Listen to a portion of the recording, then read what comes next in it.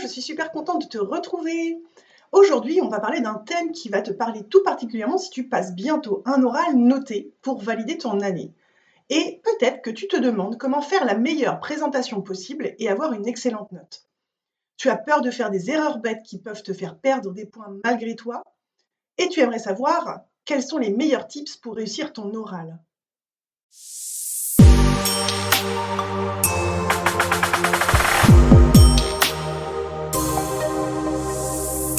Hello et bienvenue sur Acta Méthodo. Tu es étudiant et tu en as marre de perdre du temps à réviser sans retenir ?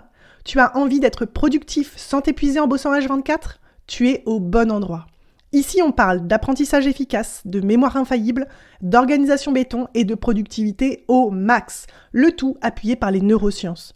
Seul ou avec des invités, je te donne les meilleures stratégies pour booster ton cerveau, apprendre plus vite et travailler plus intelligemment. Au programme, concentration, organisation, méthode pour apprendre et mémoriser, gestion du stress ou encore confiance en soi. Bref, tout ce qu'il te faut pour réussir sans pression. Moi, c'est Laurine, je suis coach et formatrice en méthodologie depuis plus de 6 ans. En 2024, j'ai aidé plus de 400 étudiants à optimiser leur méthode de travail et à exploser leurs résultats grâce aux stratégies issues des neurosciences. Tu es prêt à booster ton cerveau ? C'est parti pour l'épisode du jour.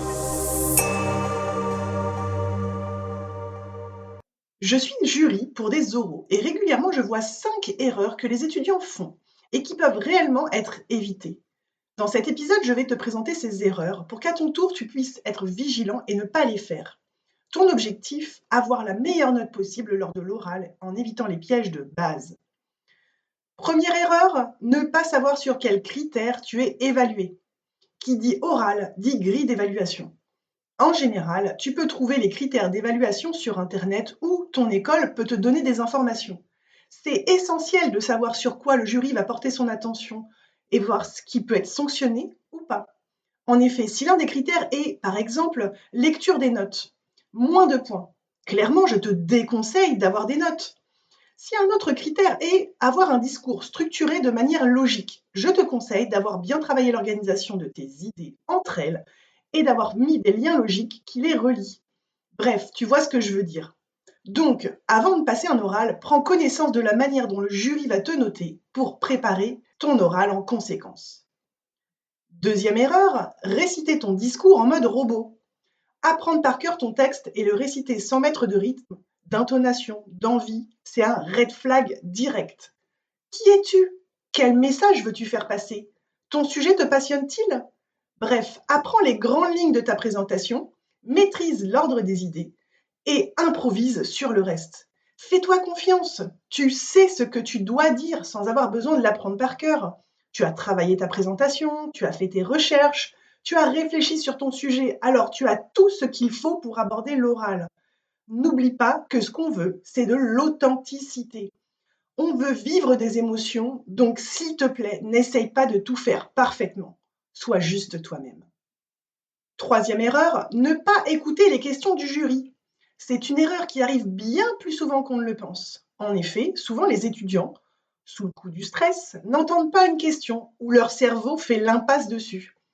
Parfois, on a aussi le candidat qui répond à côté de la plaque parce qu'il n'a pas compris la question. Pour cette situation, je vais te donner un tips.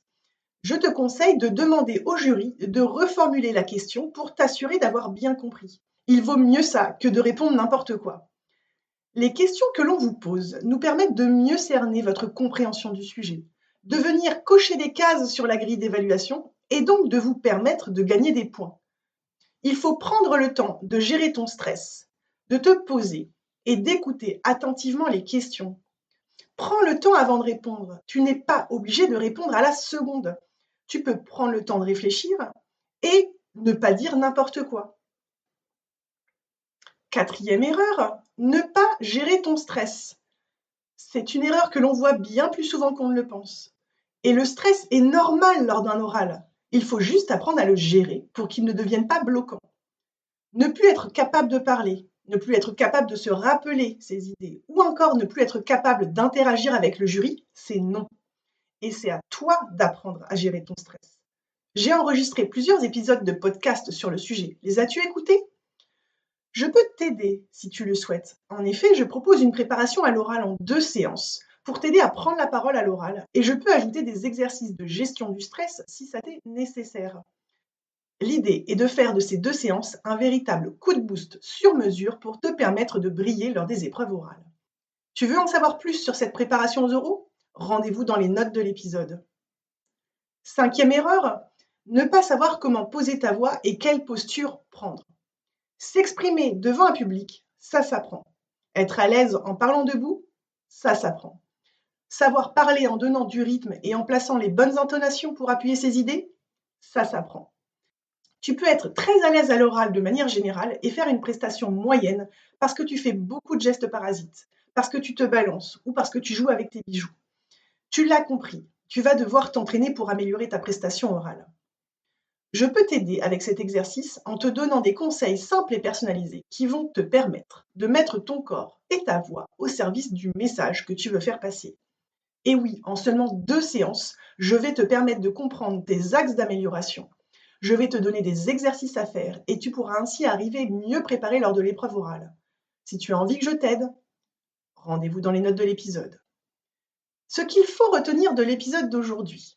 Voici les 5 erreurs à éviter lors de l'oral. Première erreur, ne pas savoir sur quels critères tu es évalué. Deuxième erreur, réciter ton oral en mode robot. Troisième erreur, ne pas écouter les questions du jury. Quatrième erreur, ne pas gérer ton stress. Cinquième erreur, ne pas savoir comment poser ta voix et quelle posture avoir. Allez, un exercice. Avant de partir, je vais t'inviter à aller chercher la grille d'évaluation de ton oral et à la lire. L'idée est de voir si ce que tu as préparé correspond aux attentes du jury et de comprendre comment aller chercher un max de points. Si tu as des questions, n'hésite pas à venir discuter avec moi sur mon compte Instagram, Laurine Optimind Coaching.